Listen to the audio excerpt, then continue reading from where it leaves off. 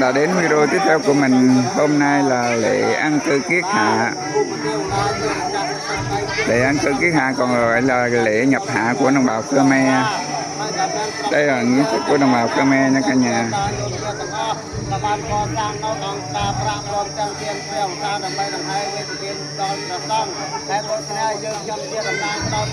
Mời cô chú anh chị và các bạn cùng theo dõi. ក៏សូមមកទូខាងចែកជូនដល់ពុទ្ធបរិស័ទជនមកពធាតាបានឡាយយន្តការទាំងលោកលោកចន្ទសូមប្រាថ្នាដែលលោកក៏លោកជាលោកជាអនាគតយើងសូមលោកបានឡើងបាននេះមកទាំងឡាយនេះសូមមកទូចែកជូនដល់លោកជាអនាគតទាំងឡាយបានទទួលអនុមោទនាទទួលយកនៅដល់ការប្រាក់ព្រមទាំងមានទាំងសាទាំងឡាយនេះសូមលោកបានទទួលអនុទីរីនៃបច្ចុប្បន្នអនុមោទនាបានមកក្នុងវិទ្យាបណ្ដា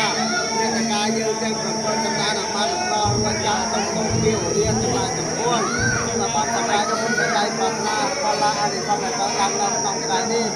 ចែកជូនដល់យើងខ្ញុំបងប្អូនមេប៊ីពុទ្ធបរិស័ទលោកគ្រូអាចារ្យវត្តញោមវត្តគណៈកម្មការពុទ្ធបរិស័ទទាំងអស់ដែលមានសទ្ធាជ្រះថ្លានាំយកនៅដើមការប្រាក់ព្រមទាំងទានភាសាទាំងឡាយនេះសូមឲ្យបានមានបញ្ញាមានពលឺ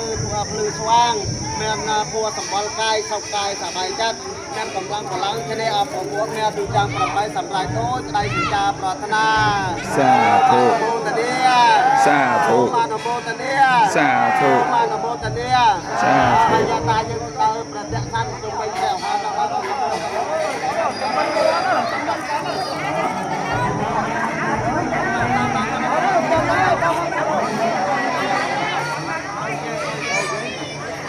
chúng ta sẽ cùng theo dõi tiếp nha các bạn.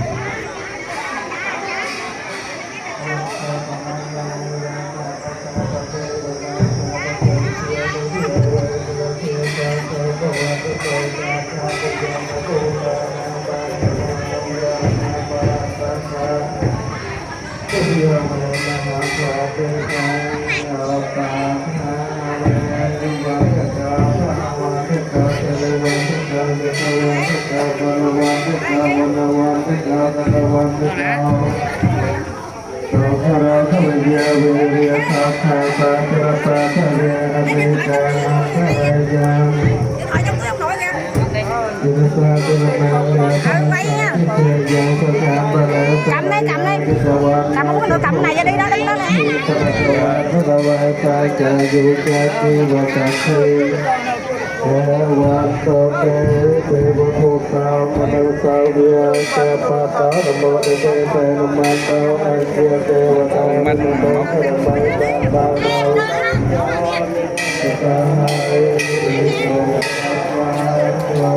Đây là nghi thức lễ diệu hành ông với cây đàn cày để ăn cái hạ nha cả nhà. Mời cô chú anh chị theo dõi tiếp.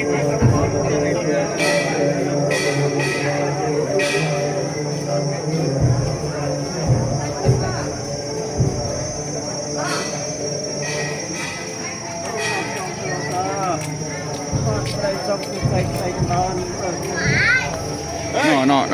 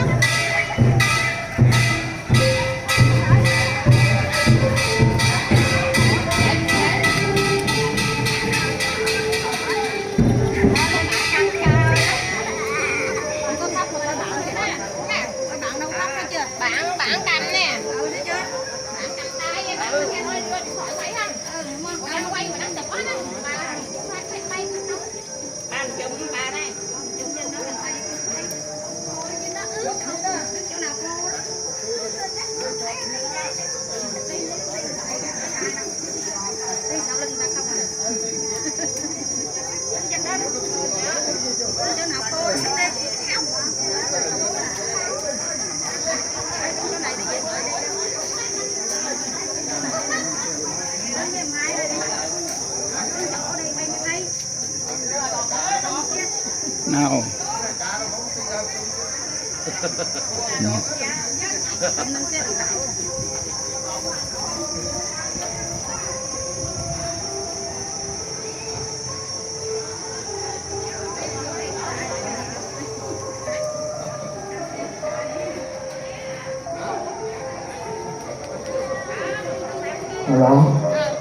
tôi chỉ việc chơi ta tôi thà bao sát với bạn kia tôi thế này tôi sẽ cần hỏi bay chúng gì dọn cá trong con trên tàu cá đặt trong kia hỏi gì trên dưới ta với bạn cá rồi đặt hỏi cái tôi là cái nói với tôi đến ăn cá trong con trên tàu cá bao giờ thì tôi đang trong tàu cá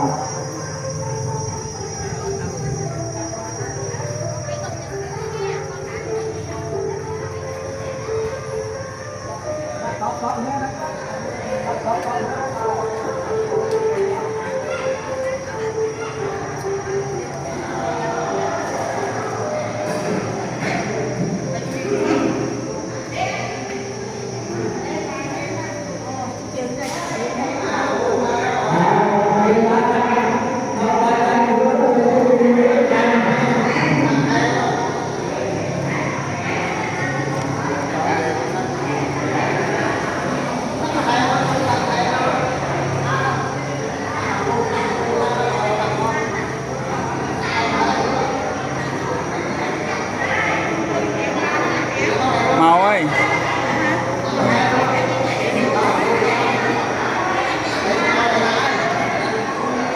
trời mix đây là quay mưa một số hấp dẫn đòi lươn với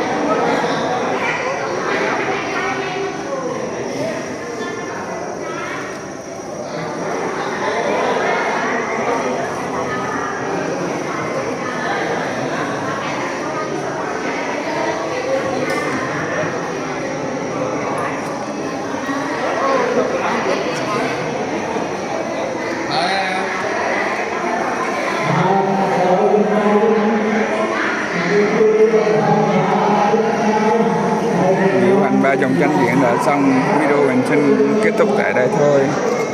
Hẹn gặp lại video tiếp theo của mình nha cả nhà. Chúc các bạn buổi sáng vui vẻ và tràn đầy niềm vui.